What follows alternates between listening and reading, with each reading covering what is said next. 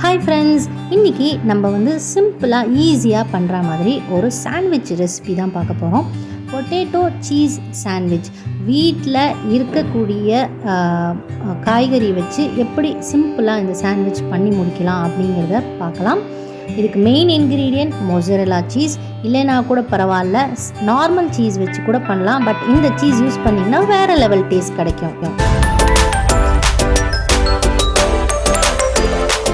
இந்த ரெசிபி பண்ணுறதுக்கு முக்கியமாக நம்மளுக்கு உருளைக்கிழங்கு தேவை. 2 பெரிய உருளைக்கிழங்கு வேக வச்சு எடுத்து வச்சுக்கோங்க. ஒரே ஒரு வெங்காயம் பொடி பொடியாக கட் பண்ணிக்கோங்க. அதே மாதிரி ஒரே ஒரு பெரிய தக்காளி, அதையும் பொடி பொடியாக கட் பண்ணிக்கோங்க. 2 சின்ன பச்சை மிளகா, அதையும் பொடி பொடியாக கட் பண்ணிக்கோங்க. அதுக்கப்புறம் ஒரு பேனை சூடு பண்ணி 2 டீஸ்பூன் எண்ணெய் விட்டுக்கோங்க. எண்ணெய் விட்டதுக்கப்புறமா 2 பல்லு பூண்டு, சின்ன துண்டு இஞ்சி, 2மே பொடி பொடியாக கட் பண்ணி அதில் சேர்த்துட்டு ஒரு வதக்கிக்கோங்க. இப்போது இது கூட கட் பண்ணி வச்சுருக்கிற பச்சை மிளகாயை சேர்த்துக்கலாம். கூடவே பொடி பொடியாக கட் பண்ணி வச்சுருக்கிற வெங்காயத்தையும் இது கூட சேர்த்துட்டு நல்லா ஒரு வதக்கிக்கோங்க.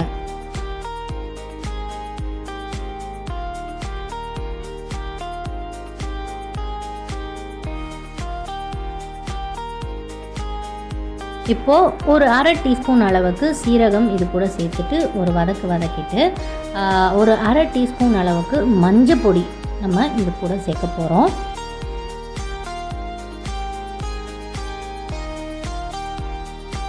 மஞ்சள் பொடி சேர்த்ததுக்கு அப்புறமா கட் பண்ணி வச்சுருக்கிற தக்காளியும் இது கூட சேர்த்துட்டு நல்லா வதக்கி எடுத்துக்கணும்.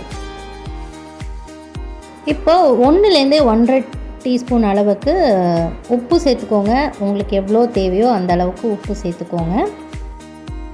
காரத்துக்கு பச்சை மிளகாயும் பெப்பர் பவுடரும் தான். இப்போ நம்ம அந்த பெப்பர் பவுடரை ஒரு 2லேருந்து 3 பிஞ்சு சேர்க்க போகிறோம். மிளகாய் பொடி எதுவும் நான் சேர்க்கலை, உங்களுக்கு வேணும்னா நீங்கள் சேர்த்துக்கோங்க. ஓகே, எல்லா மசாலா சேர்த்து நல்லா மிக்ஸ் பண்ணி முடித்த உடனே நம்ம வேக வச்சுருக்கிற உருளைக்கிழங்கை நல்லா மேஷ் பண்ணி இது கூட சேர்க்கணும். சேர்த்துட்டு எல்லாம் சேர்ந்து நல்லா பிளெண்ட் ஆகி வரணும். அந்த அளவுக்கு நீங்கள் வதக்கி விட்டால் போதும். அதுக்கப்புறம் ஃபைனலாக கொஞ்சோண்டு கொத்தமல்லி எடுத்து பொடி பொடியாக கட் பண்ணி இது கூட சேர்த்துக்கோங்க. அவ்வளோதான், நம்மளோட ஸ்டஃபிங் வந்து ரெடி ஆகிடும்.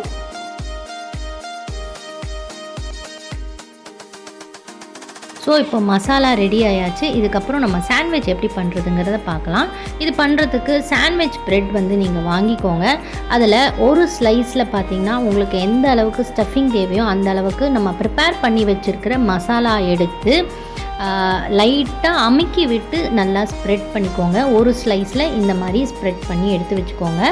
சாண்ட்விச் ப்ரெட்டு தான் இதுக்கு ப்ரிஃபரபுளாக இருக்கும். நார்மல் ப்ரெட் அவ்வளோவா நல்லா வராது. மசாலா நல்லா ஸ்ப்ரெட் பண்ணி முடித்ததும் மொசரெல்லா சீஸ் எடுத்துக்கோங்க. சீஸை நல்லா இந்த மாதிரி குட்டி குட்டியாக சின்னதாக அப்படியே மேலே வச்சு திருவி விட்டுருங்க. நல்லா இதை கிரேட் பண்ணிக்கோங்க. ஃபுல்லாக நிறைய சீஸ் வந்து திருவி போட்டால் தான் நம்மளுக்கு அந்த அளவுக்கு டேஸ்ட் கிடைக்கும். உங்களுக்கு எவ்வளோ வேணுமோ அந்த அளவுக்கு நீங்கள் ஆட் பண்ணிக்கலாம். ஓகே, இப்போ சீஸ் நம்ம துருவி போட்டாச்சு.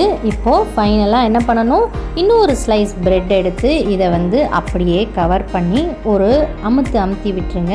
இப்போ டோஸ்ட் பண்ணுறதுக்கு ஒரு தவா போட்டு நல்லா சூடு பண்ணிக்கோங்க. சூடு பண்ணதுக்கப்புறமா 1 டேபிள் ஸ்பூன் வந்து பட்டர் இல்லைன்னா நெய் கூட சேர்த்துக்கலாம்.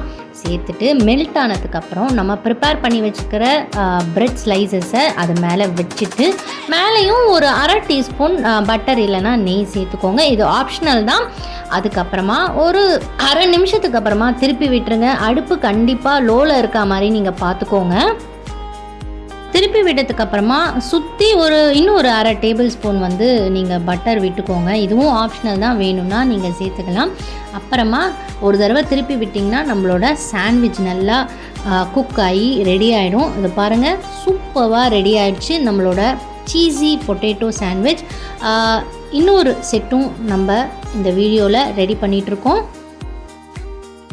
ஓகே, இப்போ டோஸ்ட் பண்ணி முடித்த உடனே ஒரு சர்விங் பிளேட்டுக்கு மாற்றிட்டு ட்ரையாங்கிள் ஷேப்பில் நம்ம இதை கட் பண்ணி எடுத்துக்க போகிறோம். உங்களுக்கு எந்த ஷேப் வேணுமோ கட் பண்ணி எடுத்துக்கோங்க. கட் பண்ணணுன்னு கூட அவசியம் இல்லைங்க, அப்படியே கூட நீங்கள் சர்வ் பண்ணலாம்.